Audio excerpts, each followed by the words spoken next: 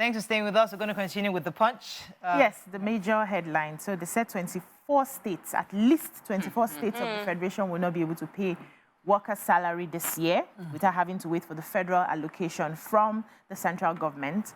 And they said only 11 out of the 36 state governments of the Federation can independently pay their workers' salaries without depending on federal allocations, according to an analysis of the state governments which approved budgets for the 2024 fiscal year, and it was the budget that handled it. And they said that the robust states with robust internal revenue are Lagos, Kano, Anambra, Edo, Enugu, Imo, Kaduna, Kwara, Osun, Ogun, and Zamfara. And they said the other 35 states have their budgets made public, except River State, which they've not been able to access, and it has also not been uploaded to the platform. And according to the analysis and the budget data, they said the 24 states cannot fund these salaries. They may either wait for federal allocation or borrow from the banks to be able, or financial institutions to be able to pay this. And that means that the respective wage bill of the affected states surpass their various IGR, which, raised concerns about productivity of their workers, efficiency, internal revenue generation, which I expect the governors will be looking into right now. Now, the other 24 states are Bayelsa, Ondo, Yobe, Sokoto, Taraba, Plateau, Oyo, Nasarawa, Kogi, and the other ones. So they had said initially that before the removal of fuel subsidy, governors were struggling they were actually borrowing money to be able to pay salaries. But after the removal of subsidy, and the last FAC allocation, for over 7 years, they had not received that amount of money before. They really got quite enough. And it was surprising that after that, because they had said that with this allocation, they will not be able to, they won't need to borrow.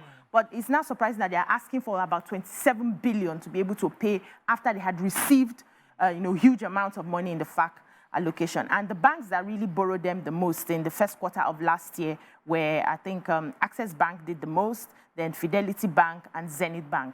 So I don't know what happened to the FAC allocation. I think they need to be explicit on how they had spent the money and why they need to borrow so much again to be able to pay salaries in the next budgets that they are preparing. So troops have begun a search for 101 internally displaced persons abducted on Sunday by suspected Boko Haram insurgents in the Gamburu, Gala, and Dikwa local governments of Borno State. Punch was there on Wednesday and found that insurgents late Tuesday night actually invaded the newly built resettlement camp for the IDPs, setting about 30 houses ablaze. The abduction took place, and the Commissioner of Information and Internal Security, Professor Usman Taha, was speaking.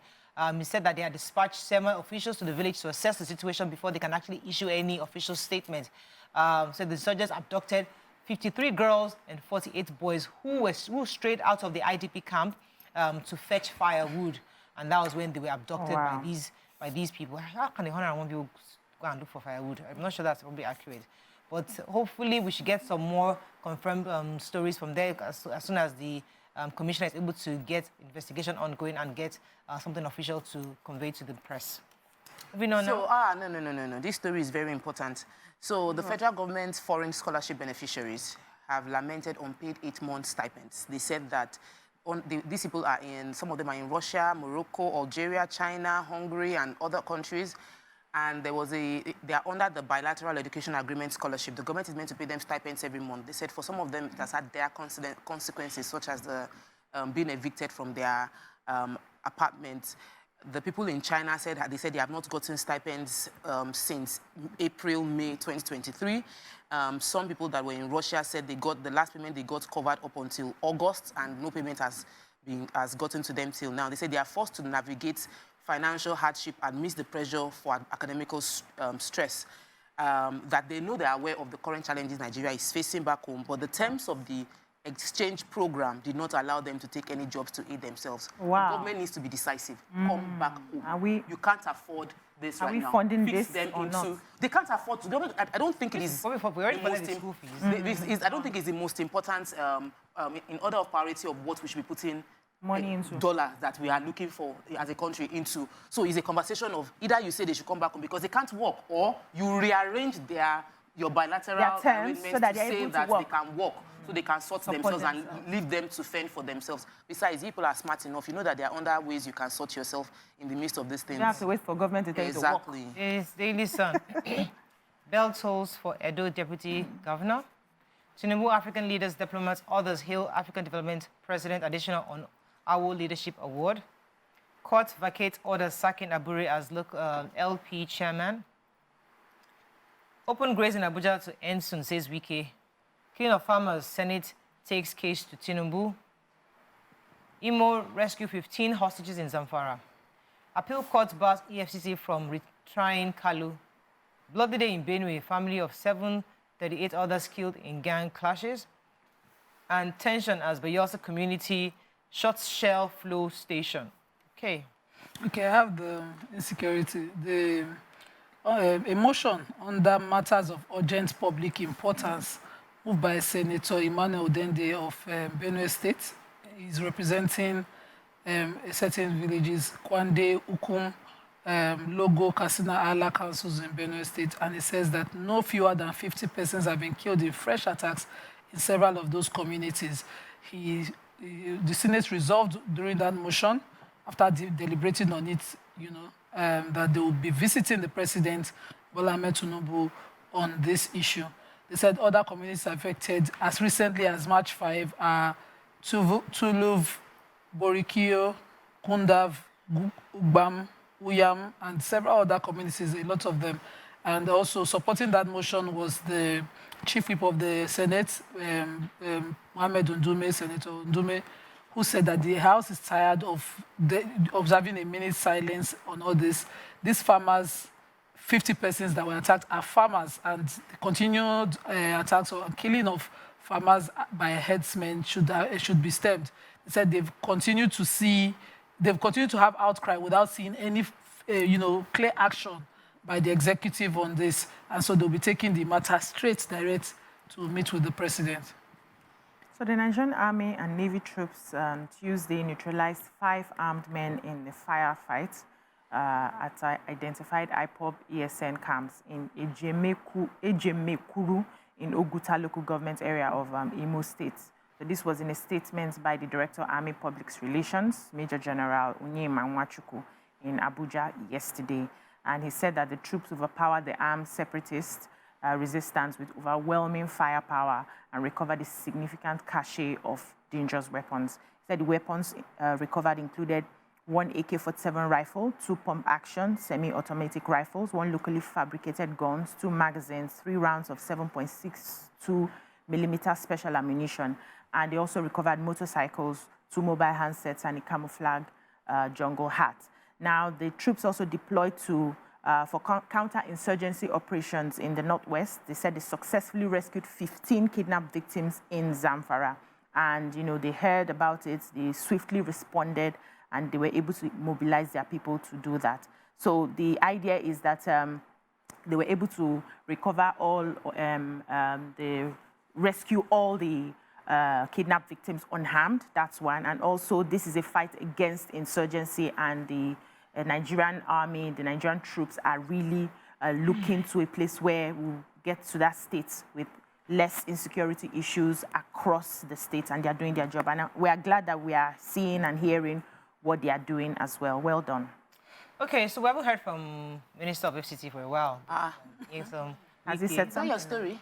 Yes, that's my story. Well, I started myself. Oh. Yesterday told worried residents that efforts are being made to end open grazing and indiscriminate grazing within the city center. I was speaking specifically to the Belgian visitor he had yesterday in Abuja. Ambassador. I'm trying to even get the name right. So yeah, Ambassador Daniel Bertstrand. He was speaking to him yesterday, assuring him that he said that he had initiated multifaceted discussions with different relevant stakeholders on the need to end roaming of cattle in the city. He said fighting insecurity in the FCT demands quite a bit of approaches, which the administration was already adopting to defeat criminality. This obviously is on the back of quite So I was in Abuja less than 2 weeks ago. It is bad. Like a very nice residential estate, beautiful layout, and you will pause in the middle of the road for the cattle to pass. And they say those heads of cattle are owned by powerful men. Wike, you have your work cut out for you. Do you know what they tried fighting? That was how kidnapping started. Cattle are feeding at Yanoba on the express. Yeah, no. This is Abuja. This is the capital. You cannot be in this the is capital Lagos. It's of not Nigeria, and you are driving through the capital. Foreigners are coming to your place and they are stopping on the road for the cattle to pass. It's also a major security threat. If you're in the US and you're traveling in the interiors and you find cattle, do you react? Not on the road. I'm Not just in the saying. middle of the road, though. No. I'm not And then especially It's up because north it's not up north, it's still believe capital that we territory, federal capital overreact. territory. The entire federal capital territory should not be anywhere where cattle. We can allow that in other states, but not the Yes, not capital. at the center. city. Okay, I hear you, but I also understand that it can also be something we add that is different about us, you know. Like, we're not Africa, on you the drive in but Africa, their criminality. Yeah, so attached the to criminal parts it. of it, yeah. Yes. When it comes to national security issue, then you have to consider. But I hear both sides of the argument clearly. Vanguard, our final paper for this morning. Bloodbath in Benue, 50 killed as militia gangs go to war. Tinubu has clear strategy to reform economy, says Bagudu. FG threatens to revoke disco's licenses over power supply. We are determined to consolidate our 2023 superior performances NPA. NLC-TUC issues 7-day ultimatum to Soludo over workers' welfare. Edo Guba Sheibu served impeachment notice as Oshomole denies involvement. Okay, which... You didn't take major headline. Oh, the major headline. Thierry Sanusi, I thought I would die before we agree. You took that story. Go ahead, Yes, so the former emir of Kano was at the night of tributes, continued night of tributes for Albert Wigwe, the late CEO of Access Bank, and he was saying that due to the kindness of the late Wigwe towards him, people thought he owned Access Bank and that Wigwe and Aigimokwe, they were fronting for him. He said he described how he heard about his passing, but he talked deeply. This was a nice read for me, that, you know, when he had his travels in Kano, Herbert would always show up for him. He said when he had his troubles, he had to set up a trust. He put all he had into a trust, and he put Herbert in charge of it, thinking, you're much younger, you'll outlive me. And so he never expected this, and he was crying. He broke down in tears 3 separate times while trying to talk and had people comforting him, but he couldn't get it together. There is he had to use the Babari guy to cover him because, you know, he kept giving his speech in so much tears. He talked about how how Abat had showed up for his family when he needed to leave Kano with a private jet, flew them to Lagos, put them up in a hotel, rented and paid for their accommodation. He said even the accommodation they live in presently in Lagos is funded by Abat. And, you know, so for him, it was a tough, you know, experience. And I mean, the tributes were really painful. As in, the daughter, Said, good man. and then he said something. He said when he heard of his passing, he knew that now Nigerians will know about Herbert the human. They used to know the CEO, the banker. Now, and this is showing up. Same in thing all what the the daughter said, that, you know, that you don't know the daughter of who you are. And now she said now she knows because of the obviously the impact it's had on people. And it was really was good to see her talk. Was I could see the pain in her voice. I felt for her. And it was really painful. Losing father, mother, And brother. even The parents, what about the parents? That one's another book on its own. They didn't make conversation. Yeah. You know, but it was really, he's so rest in peace. Very sad. Man. I think he's gonna be Lost very a gem. Yes, it will vary tomorrow. Let me just say this. They said that when you're thinking of your future, they say think about what people will say when you die. Always imagine what people say when you die and write down what you'd like them to say about you and live so that people would have those things to say about you. Burials are a reminder for us to be living our lives with intentionality and add value so that when we go, the comments would be positive, not that, oh, they stole this money, he's a corrupt person and all of that, which we can say about some people. That's all we can take on Front Page Review this morning. When we come back, we move on to our next segment. Stay with us. We'll be right back.